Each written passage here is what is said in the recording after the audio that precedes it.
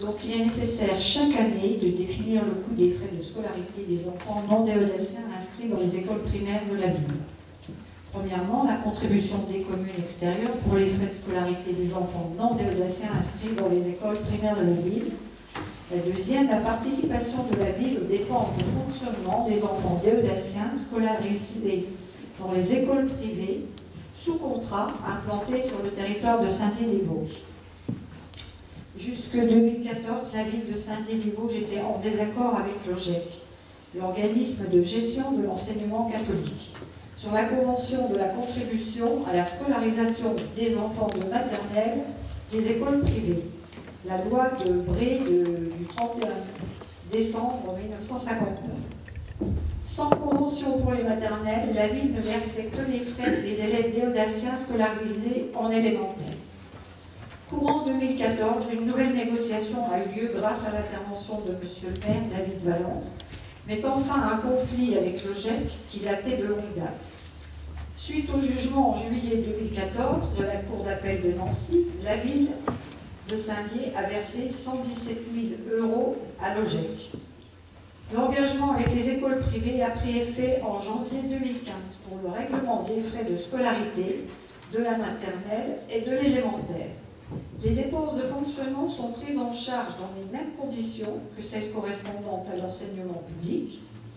Pour définir le montant de ces frais de scolarité, les dépenses prises en compte sont les charges de fonctionnement, telles que le coût de fonctionnement des bâtiments, entretien, maintenance, assurance, puis les frais de personnel, ADSEM, agent d'entretien, les dépenses liées aux activités, fournitures scolaires, transport, éducateurs sportifs. Ne sont pas prises en charge les activités périscolaires. Pour l'année 2019-2020, il est donc demandé au conseil municipal et à M. le maire ou son représentant de fixer le montant des frais de scolarité, qui sont ainsi 1 029,60 € par élève de maternelle et 645,08 € par élève élémentaire. Merci. Bon, moi je voulais insister sur les... Alors il y a deux raisons. La première, c'est que s'agissant des maternelles, on est obligé d'intégrer, on peut le faire progressivement, et d'ailleurs, je crois qu'il y a une compensation qui est mise en place par l'État, il faudra la demander, je dis ça pour les services. L'obligation de scolariser les enfants maternels a fait que pour les communes qui n'avaient pas d'accord pour compenser la scolarisation des élèves maternels, il y a désormais une obligation de financer dans les établissements privés sous contrat cette scolarisation des élèves en maternelle et donc du coup de prendre en charge les frais de personnel des ADSEM pour ces élèves.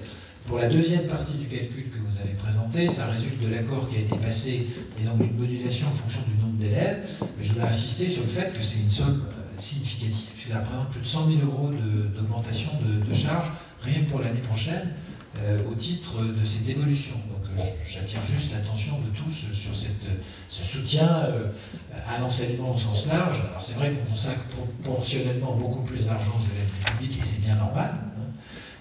Mais il faut aussi que l'enseignement diocésain soit conscient de cela et puis aussi qu'on fasse bien toutes les démarches pour obtenir les compensations nécessaires auprès de l'État, puisqu'il en existe, qui sont liées aux nouvelles obligations au titre de l'obligation de scolarité dès la première année maternelle.